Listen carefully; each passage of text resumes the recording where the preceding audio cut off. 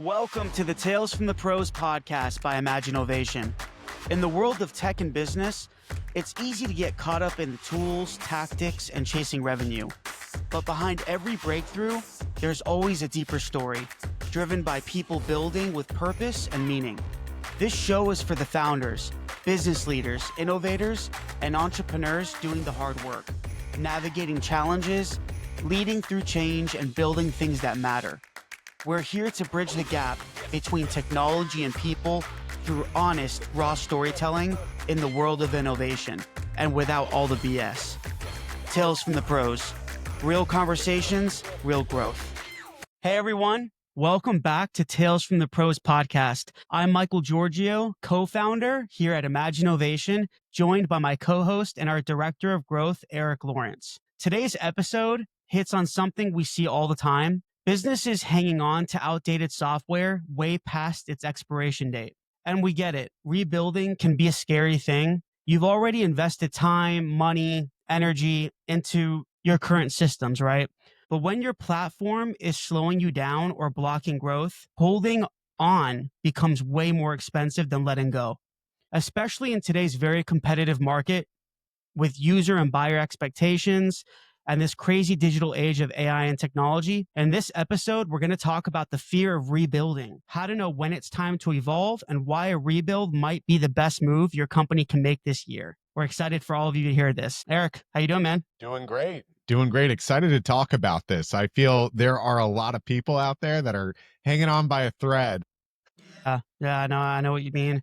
Yeah, we have definitely a lot of experience in this area. I think it's going to be fun to talk about kind of just like the different topics in this episode that I think are going to really help a lot of people and help a lot of businesses. So I'm excited to get into it. So Erica, I guess let me ask you with this question first, like from your experience in this industry, working with a lot of different clients, right? And prospects, leads that are having issues with their current software applications, websites, their technologies, right? What are you kind of seeing in the market? Are you seeing fear very high in terms of potentially, asking them to rebuild it for certain reasons? Kind of what are you seeing? Yeah, I think it varies by industry. There are definitely industries out there that seem to be a little bit more like tech leaning. I would say ones like healthcare, they're thinking about it. Obviously, like e-commerce, especially some of the more like tech focused fintech, that sort of thing.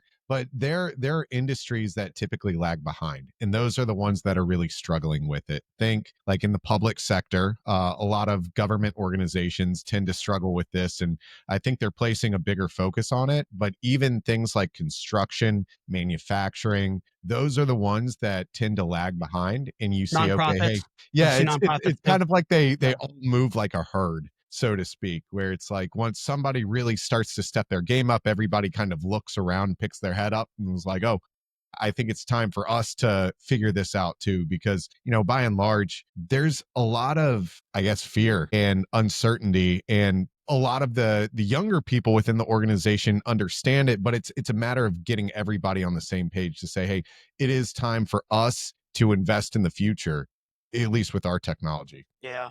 Yeah, no, I definitely agree. Yeah, it seems like when there are applications within a company organization that were developed so long ago, right, on both a design and a kind of code perspective, we've seen that when clients are looking to, I don't want to say clients, just kind of let's generalize it more like when businesses or even startups, entrepreneurs are looking to, talk to different vendors, right, to seek just information and some insight in terms of what needs to be done with their technology. And when we do an audit on their code, for example, right, just to jump a little bit, when we do like an audit to see if their code is good or if their design is good or bad, it's like they're so afraid to even hear the word rebuild sometimes when they're not expecting it, because they really want to just fix what's currently there. And I think that's something that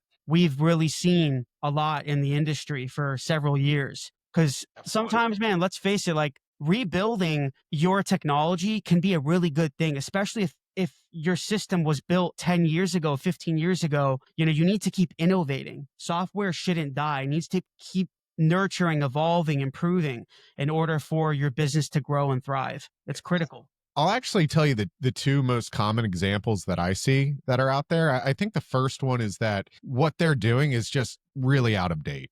So let's say they might be running their business off of Excel spreadsheets or some sort of really old software where they say, hey, yeah, this was built 15 years ago and it's running on some ancient technology. And we've just been able to make it work for however long, but we know we can't be on this forever, or we're just Yeah. like trying to keep it alive at this point. I think that that's one. And the other one that I see that's pretty common is that as time goes on, a company just tries to piecemeal it, where they're like, from an operational standpoint, I'm starting to use QuickBooks. And maybe from this other thing, I found some plugin or something out there that I'm doing it. And what ends up happening is they kind of have this Frankenstein monster of all these different systems that just do not talk to each other, and nothing's really centralized. They're trying to figure it out that way, when really in the end Yeah. they need a platform that everything can live on and everything can communicate with itself. Yeah. Yeah. Yeah. Yeah.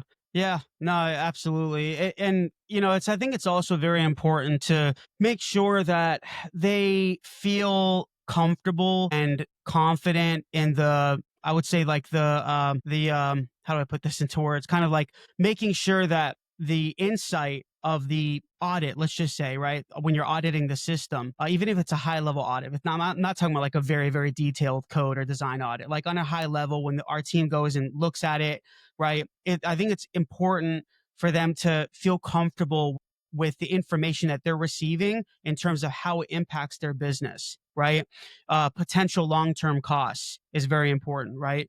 Risks that could be associated if they stay with the same app that really could hurt their growth, their revenue, their employee retention. The list goes on. You know what I mean? So, it's really just important to align from the beginning in terms of kind of we call it technical debt. Tech guys on our team say that a lot, but when there's just all this, old code that just hasn't been touched, or it's been touched by so many different developers, and it's not providing that kind of value that business needs in order for them to thrive.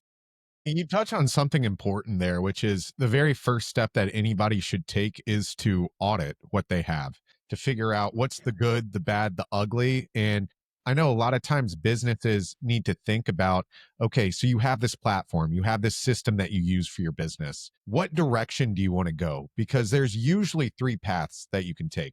The first one is stick with what you have and try to continue to improve it. Usually that's not going to be the best path, but I know a lot of times that's the one that seems to be most popular because you're not having to rebuild anything. The second path is to potentially use somebody who has a white labeled solution that could fit your operations, your platform into what they offer.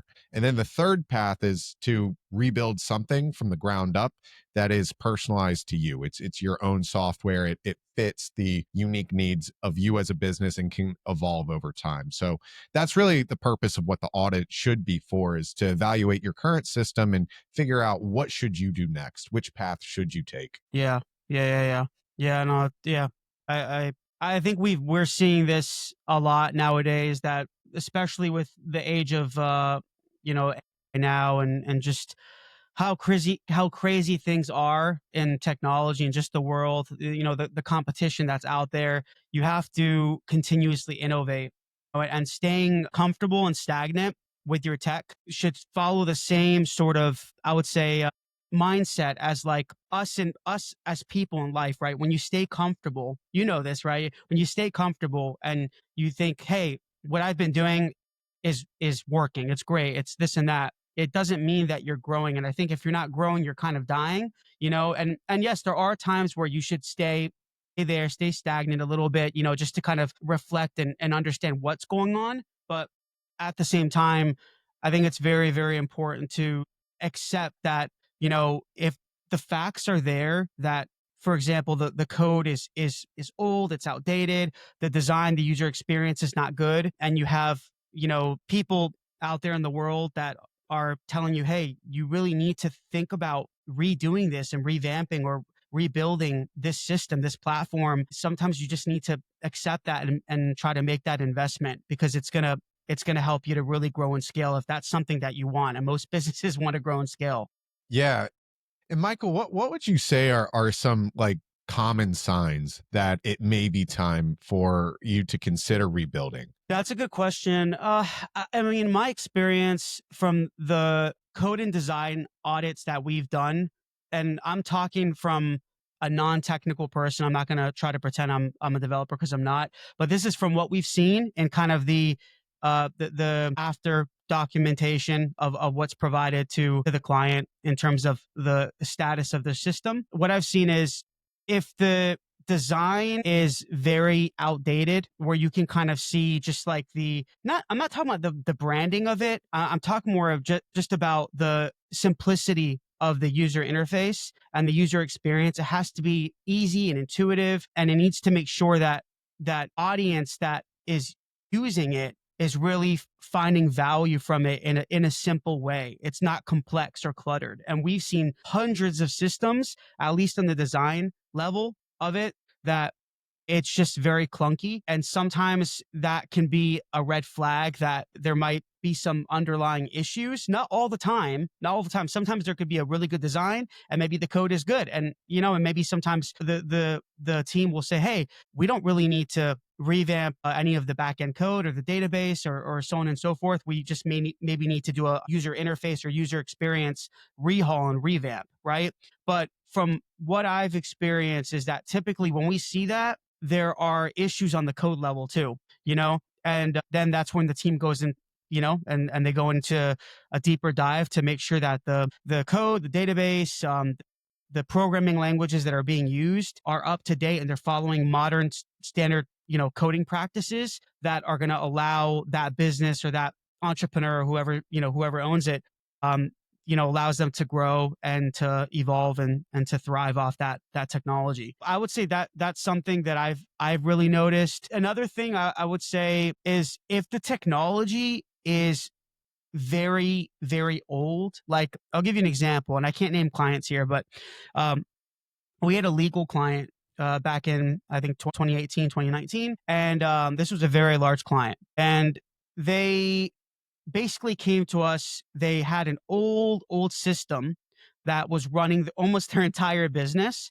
And it was run on, I think, IBM, like I think Lotus Notes or something. So it was a very, very old technology. It was difficult to scale. It was really difficult to grow the platform and to work off of it. So our team did a deep dive audit on it for, I think, a month or two, because it was just such a massive platform. And they ended up, or we ended up being able to convince the client and align with the client that this is the right strategy moving forward, is to basically rebuild it. But in order to rebuild it and to make it better, we had to do like a huge migration and fix like some other kind of back end issues before we could even migrate or we could even rebuild the platform. So it was a massive project, but that's an example, is like sometimes the technologies can be really old, right? And technologies now, like programming languages, I'll name a few, like React Native, C#. And there's a lot out there, right? Python. There's a lot of these programming languages now that are continuously innovating, but there's a lot of old ones that are just kind of, I don't want to say dying. I'm not knowledgeable enough to say that, but they need to be looked into to make sure that they can be improved and fixed and potentially rebuilt.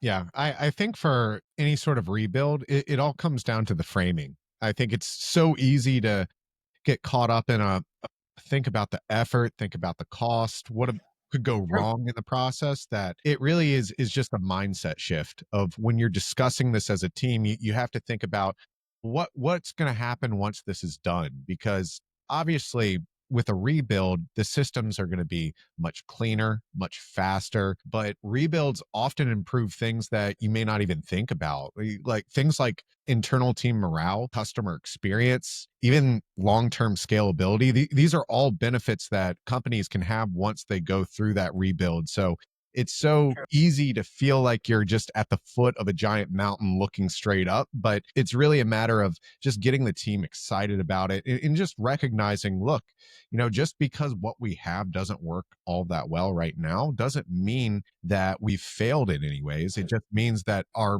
True. organization has grown and done so well. It's time for the rest of it to catch up. Yeah. Yeah. Yeah. I think you mentioned a really good point. And we've both kind of said different things in kind of the same way. In a sense, like it's about the mindset, I think, first, like you said, right? Because you can throw the word rebuild and it can be very scary and it could show, oh, but we did all this stuff before. We spent all this money, and sometimes that it's just part of growing, right? You're gonna have to invest and take on some of those risks sometimes in order to grow and in order to see success in your business, right? But obviously, it needs to be backed by validation and facts and accurate, insight that kind of gives the green light, the approval internally, right, to get them excited and to allow them to all align and say like, hey, we should do this. We should do this. This is going to really help our company. Absolutely. And I Right. think anytime you go down the path of a rebuild, it's smart to have somebody on your end be the architect, because whoever you're going to be working with, it's going to be important that you bring them up to speed on what your processes are and walk them through in great detail, because an audit's great from Oh a yeah. code level basis, and that whoever you're working with should give you some clear direction on what could be improved. But I think at the same time, whatever company you work with, they're not going to be as much of a subject matter expert in your industry and your process as you are. So it's going to be important that you have somebody from your side that understands your processes inside and out to be able to walk that company through. Hey, this is what our tool does. This is what our platform does. Here's what's great about it from our opinion, and here where a lot of the inefficiencies stem from. And don't let your imagination hold you back. There's actually a lot of things that you might be doing manually that could be solved through technology that you're just not aware of. So it's a process for sure. Yeah. No, absolutely. Yeah. No, definitely. Yeah. And I think it could be a very great investment internally and externally for your business. And yeah, sometimes you just gotta take a look internally and see if it's something that needs to be done and how it can be fixed and what the solution is. Yep. So So I think now's a good time to give our sponsor a shout out for the let's do it. episode. It's brought to you by Magic Task, the task management app we actually like using. Most task tools feel like a chore. Magic Task is the opposite. It's fast, clean, and somehow makes staying on top of work feel enjoyable. Whether you're managing your own to dos or keeping a team on track, it helps you stay focused without slowing you down. We use it every day at Imaginovation to run projects and stay aligned. It's genuinely part of our workflow now. Take a look at magictask.io. You might actually enjoy using it too. So let's think about kind of the big takeaways for today when it comes to rebuilds. I know getting alignment, getting an audit done, choosing which path makes the most sense, having a stakeholder in place that can help run the project with your team. Is there anything else that you think is worth touching on with this subject? Yeah, I would say if a rebuild is necessary, there are a lot of long term benefits like the scalability, which we've touched on a little bit. You've touched on internal team morale, making sure that everyone's aligned internally to make sure that the project goes smooth. Of course, I would say improve customer experience. If a platform that helps to run your business for whatever reason, it will improve not just the customer experience if that's the purpose of it, but also employee experience and retention, right? That's critical as well because we need tech to run our businesses. You can't just do it like you said by using pieces of paper and sheets and all this stuff, right? You need to kind of